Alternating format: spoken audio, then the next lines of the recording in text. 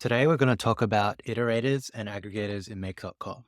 So, as you build more and more complicated automations in Make.com, you'll start to run into the concept of lists and being able to iterate or loop through each of the items in those lists.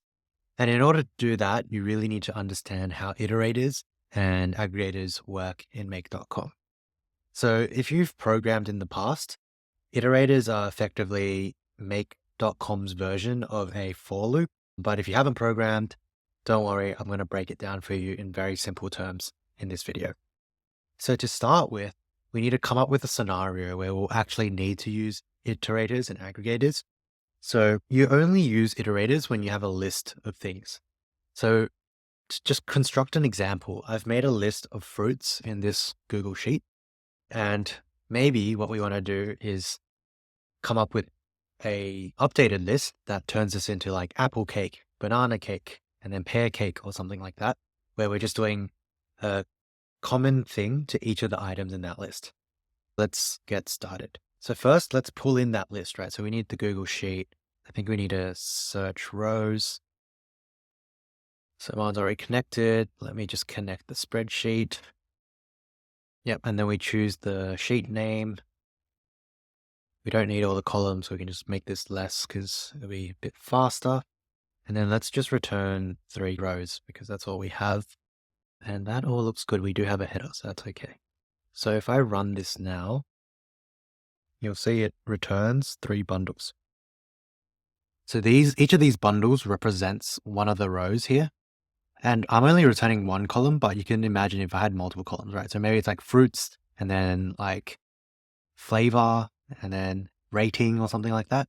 It would return in each of these bundles. So right now I don't have much. I just have the fruit, which is column A, and then the row number here. So how do I actually go through each of these rows and do stuff with them, right? So if you watched my bulk blog generation video, you'll know that I had, for example, a list of keywords or a list of topics, and I wanted to generate AI articles for each keyword.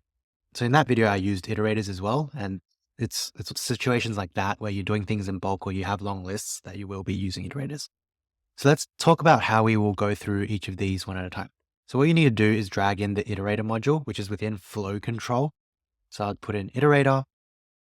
And this is where some people get tripped up, right? Because you think that you already have a list here. Like this looks like a list, right? You got bundle 1, bundle 2, bundle 3. But Make.com is, in my opinion, a bit confusing.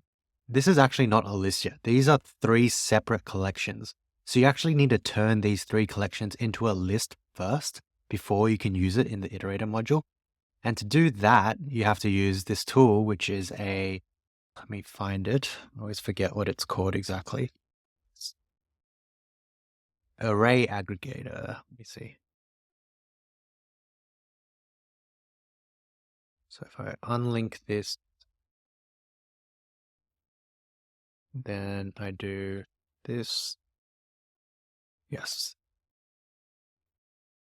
So what I've done here is I've connected this to my Google Sheet. And then I'm saying for each of the bundles here, we want to turn it into an array. So an array is like a list. And we just want to pull the first column, which is the fruits column. So if this all runs, what I should end up with is a list of fruits. So now we have this array, and you can see that I've got the fruits. So that's finally working. And then here, now we can pass in our array. And then you can start to do things to each of the items in the array. So you'll see here, like just to go from the Google Sheet rows, in order to do stuff on every single row, you had to use an aggregator first and then the iterator. And then from here is where you actually start to do your logic. So it's not the easiest, but once you understand and you've sort of done it a few times, it becomes a bit more straightforward. So you could do whatever you want. Let's do something very simple, right? Maybe let's just, let's turn them all into like banana cake, pear cake, all that sort of stuff, right? So let's just go to the iterator. We'll take the fruit name, and then I'm going to just put cake after it.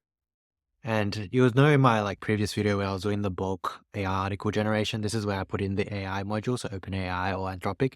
to ask the language model to generate a blog post, but you can do whatever you want. You can even just send emails, right? You had a list of emails. You can send personalized emails to each person if you put an email module here. So let's run this. Let's see what happens. So you'll see it's done apple cake, banana cake, pear cake. So it's run through each of the rows and then added cake, which is what I wanted it to do here. So yeah, that's sort of the basics of how you use array aggregators and iterators. If you have any feedback, thoughts, or questions, just leave a comment and I'll try my best to get back to you.